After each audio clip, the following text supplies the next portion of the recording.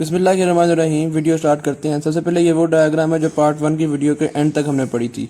ठीक है, अब इसमें ब्रांच विलाय को डेवलप करना है हमने और देखते हैं किस तरह से डेवलपमेंट होती है। ये देखिए विलाय की यहाँ भी ब्रांच निकली हुई है, इस विलाय की भी ब्रांचेस निकली हुई हैं। ठीक हो गया। अब जो विलाय आपके यहाँ से स्टार्ट हुए और आखिर तक पहुँचे साइटोट्रोफोब्लास्टिक शेल तक चले गए, ठीक है, ये वाला विलाय, इसको हम नाम दे देते हैं स्टेम विलाय, या हम कह सकते हैं एंकरिंग विलाय। ठीक हो गया। जो विलाय शुरू से लेके आखिर तक जा रहा है, साइटोट्रोफोब्लास्टिक सेल को भी टच हो रहा है और इधर भी टच हो रहा है, इसको नाम दे दिया हमने स्टेम विलाय। और स्टेम विलाय से ये जो ब्रांचेस निकली हुई हैं, ये वाले जो विलाय हैं, इनको हम नाम दे देते हैं ब्रांच विलाय। कोई मुश्किल चीज तो ये थी नहीं, स्टेम विलाय हो गए और ब्रांच विलाय हो गए। ठीक है।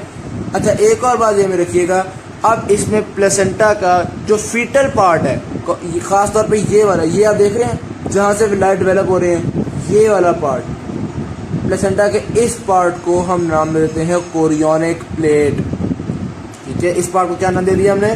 Chorionic plate. ठीक।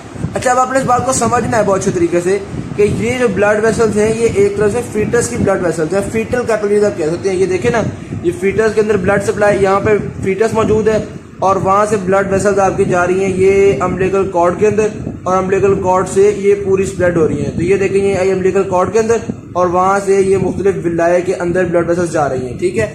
और यहाँ पे इस ब्लड ने ऑक्सीजनेट होना है। किस तरह से ऑक्सीजनेट होना है आप चेक करते हैं। ये जो लेक्यूलाज है, इनके अंदर मैटरनल ब्लड मौजूद था, आपको पता है। इनके अंदर यहाँ यूट्रस से ब्लड वेसल्स आई हुई हैं जिन्होंने ब्लड सप्लाई किया हुआ है, और इस ब्लड के अंदर कौन सा, और ये जो कैपिलरी में कौन सा ब्लड मौजूद है? Foetal blood. अब मैटरनल ब्लड और फीटल ब्लड के बीच में डिफ्यूजन होना शुरू हो जाएगी सब्सटेंसेस की। ठीक है। मैटरनल ब्लड और फीटल ब्लड, इन दोनों ब्लड्स के बीच में कितनी मेम्ब्रेन्स हैं या कितनी रुकावटें हैं, वो जरा काउंट कीजिएगा। सबसे पहले अगर किसी मटेरियल ने लेक्यूना के ब्लड से फीटस के ब्लड में जाना है, उसको सामना करना पड़ेगा सिंसीटियोट्रोफोब्लास्ट का। तो पहली लेयर होगी सिंसीटियोट्रोफोब्लास्ट। ठीक। फिर उसके बाद उसको सामना करना पड़ेगा ये जो ब्लू वाली है, क्या बोला, साइटोट्रोफोब्लास्ट का। तो 2 लेयर्स हो गई। साइटोट्रोफोब्लास्ट क्रॉस कर ली, फिर ये आप देख रहे हैं ब्लड वेसल और साइटोट्रोफोब्लास्ट के बीच में जो व्हाइट वाली जगह है, यहाँ पे कोई ना कोई कनेक्टिव टिश्यू है, तो कनेक्टिव टिश्यू को क्रॉस करना पड़ेगा। 3 हो गई।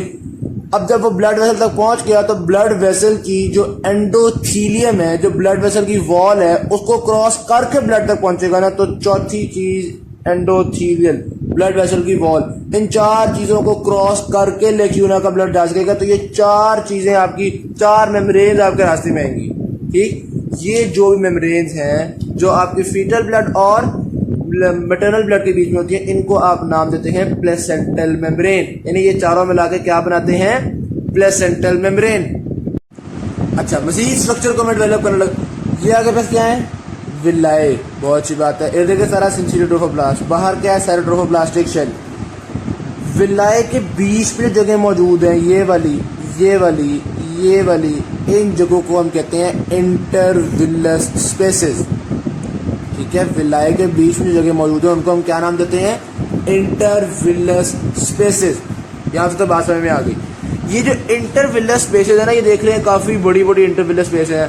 इन इंटरविलस स्पेसेस में यहाँ पे आप देखिएगा, ये थोड़ा थोड़ा सा यूट्रस आना शुरू हो गया था। ये देखें, ये आपके पास यूट्रस है ना, तो ये देखें यूट्रस ने अपनी एक एक्सटेंशन की है इंटरविलस स्पेस के अंदर। यहाँ से भी यूट्रस अपनी एक एक्सटेंशन करता है इंटरविलस स्पेस के अंदर। ये जो यूट्रस की एक्सटेंशंस आई है इंटरविलस स्पेस के अंदर, ये एक्सटेंशन गौर कीजिएगा, कोरियोनिक प्लेट तक नहीं पहुंच पा रही, थोड़ी थोड़ी लेकिन अंदर आ जरूर रही हैं। तो ये जो कोरियोनिक एक्सटेंशंस हैं, इनको हम नाम दे देते हैं प्लेसेंटल सेप्टा। तो इसको क्या नाम देंगे हम? Placental septa. ये भी क्या है? Placental septa. ठीक हो गया। अब ये जो प्लेसेंटल सेप्टा था, इसने आपकी इंटरविलस स्पेसेस को डिवाइड कर दिया। समझ रहे हैं बात को? पहले ये सारा एक सिंसीटियोट्रोफोब्लास्ट था, अब जब ये प्लेसेंटल सेप्टा अंदर आ गए हैं, तो अब ये एक इंटरविलस स्पेस हो गई, ये एक इंटरविलस स्पेस हो गई, ये आगे अलग इंटरविलस स्पेस हो गई। ऐसे ही है ना, एक इंटरविलस स्पेस में यहाँ पे 2 विलाएं हैं, हो सकता है किसी में 1 विला। तो आप समझ रहे हैं कि ये जो आपकी पूरा सिंसीटियोट्रोफोब्लास्ट है, इसको प्लेसेंटल सेप्टा ने डिवाइड करना शुरू कर दिया है। ठीक है। ये जो पार्ट है एक सेप्टा से दूसरी सेप्टा के बीच में, इसको हम नाम दे देते हैं कॉटिलिडन। समझ लें आपने सारे पार्ट ऑफ प्लेसेंटा के। ये जो प्लेसेंटल सेप्टा के बीच में पार्ट आ गया, इधर इसी तरह आगे एक और सेप्टा होगा, उसके बीच में भी पार्ट आएगा। अभी मैंने सिर्फ 2 सेप्टा शो किए हैं, वैसे तो काफी सारे सेप्टाज हैं, ठीक है। तो जब सेप्टा के बीच में जो पार्ट आ गया उसको हमने अच्छा मैं यहाँ पे भी एक सेप्टा शो कर देता हूँ ताकि हमें समझने में जरा आसानी हो जाए। समझे, ये भी एक प्लेसेंटल सेप्टा है। अब यहाँ से यहाँ तक एक कॉटिलिडन, यहाँ से यहाँ तक दूसरा कॉटिलिडन, और यहाँ से आगे कितना, तीसरा कॉटिलिडन। समझ आ गई। सेप्टा ने डिवाइड कर दिया इसको कॉटिलिडन्स के अंदर, ठीक है। अब स्ट्रक्चर हम प्लेसेंटा का टोटल डिस्कस कर चुके हैं। एक बात ज़हन में रखनी है, यहाँ पे कौन सा ब्लड है लेक्यूना के अंदर, मैटरनल ब्लड, किसको नहीं पता, ठीक है। लेक्यूनास के अंदर ब्लड आ रहा है यूट्रस से, कोई ना कोई ब्लड वेसल्स हैं, ये यूट्रस है ना, यूट्रस से कुछ ब्लड वेसल्स, ज़ाहिर बात है मदर की ब्लड वेसल्स आपके इस साइटोट्रोफोब्लास्टिक शेल के थ्रू क्रॉस करती हैं और आपके लेक्यूनास में आती हैं, ठीक है। तभी तो लेक्यूनास तक मैटरनल ब्लड पहुंच पा रहा है। इसी तरह यहाँ पे भी कोई ना कोई ब्लड वेसल होगी जो इसको क्रॉस करेगी और यहाँ तक ब्लड को भेजेगी, ये आर्टरी है। इसी तरह से कुछ ब्लड वेसल्स ऐसी भी होंगी जो लेक्यूना से ब्लड को ड्रेन करके मदर के अंदर लेके जाएंगी, यानी लेक्यूना के अंदर मदर से ऑक्सीजनेटेड ब्लड आया करेगा और लेक्यूना के अंदर मदर से डीऑक्सीजनेटेड ब्लड वापस भी जाया करेगा, ठीक है। तो यहाँ पे भी मुख्तलिफ तरह से ये जो आर्टरीज हैं, मैटरनल आर्टरीज, स्पायरल आर्टरीज, वो साइटोट्रोफोब्लास्टिक शेल को क्रॉस करके यहाँ तक लेक्यूना तक आया करेगी।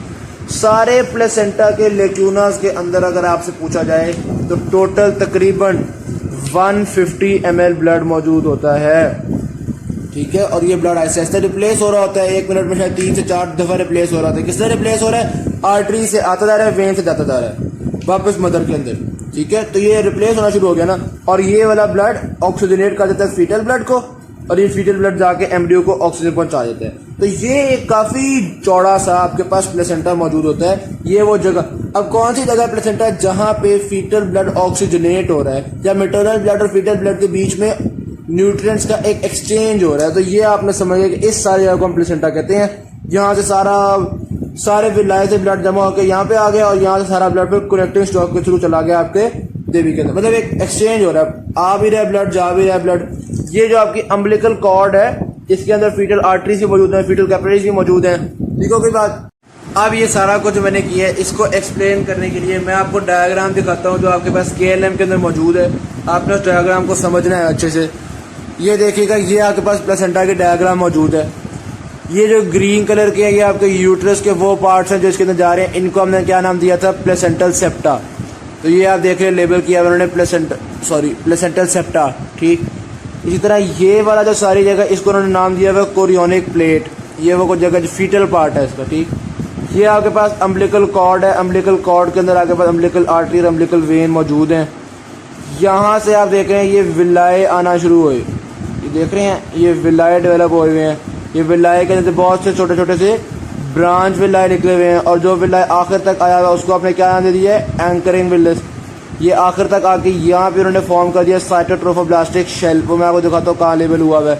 ये देखिए ये उन्होंने लेबल किया हुआ है, यहाँ पे साइटोट्रोफोब्लास्टिक शेल। ये जो आपका सारा पर्पल कलर शो हो रहा है, क्या है? साइटोट्रोफोब्लास्टिक शेल।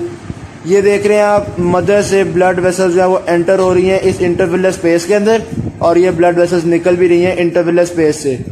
तो यूट्राइन की आर्टरी और यूट्राइन की वेन्स, समझ आ गई बात की। ये अब विलाये हो गए, विलाये के अंदर ब्लड वेसल्स हो गई, विलाये से बीच में कौन सी है? इंटरविलर स्पेसेस हो गई आपके पास, और एक सेप्टा से दूसरे सेप्टा के बीच में क्या होता है? कॉटिलिडन। ये तो बात आपको समझ में आ गई। तो ये आपने देखा, ये आपके पास KLM के अंदर प्लेसेंटा की डायग्राम मौजूद है। अभी अगर मेरे हाथ से इतनी स्टेबल नहीं है तो मैं आपको स्टेबल भी एक दफा डायग्राम दिखा देता हूँ, ये देखिएगा।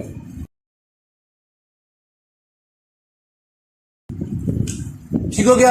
अब मजीद बेहतर समझने के लिए एक और पॉइंट अगर आपको मैं डिस्कस करके दिखाऊं, ये जो विलाये है, मैं इस विलाये का क्रॉस सेक्शन ड्रॉ करना चाहता हूँ, ठीक है। इर्द गिर्द जिसके ब्लू वाला साइटोट्रोफोब्लास्ट मौजूद है, तो यहाँ पे मैं विलाये का जी क्रॉस सेक्शन ड्रॉ कर रहा हूँ।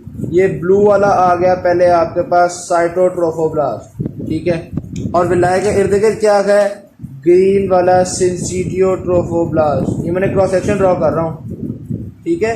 विलाय के अंदर क्या मौजूद है, ये आप देख रहे हैं आर्टरीज मौजूद है और कैपिलरीज मौजूद है। मैंने क्रॉस सेक्शन शो किया आपको, समझ रहे हैं बात को, ठीक। तो अब ये आपको समझ में आ गई कि किसी भी ब्लड को अगर यहाँ से इंटरविलर स्पेस से आना पड़ेगा तो सिंसीटियोट्रोफोब्लास्ट को क्रॉस करेगा, साइटोट्रोफोब्लास्ट को क्रॉस करेगा, फिर ये कनेक्टिव टिश्यू को क्रॉस करेगा और फिर ये इसकी जो wall of the blood capillary उसको क्रॉस करके फिर आगे ब्लड के अंदर तक आएगा। तो केएलएम के अंदर इसकी भी डायग्राम मौजूद है। ये जो क्रॉस सेक्शन है वो केएलएम भी शो किया है, मैं आपको भी दिखाता हूँ।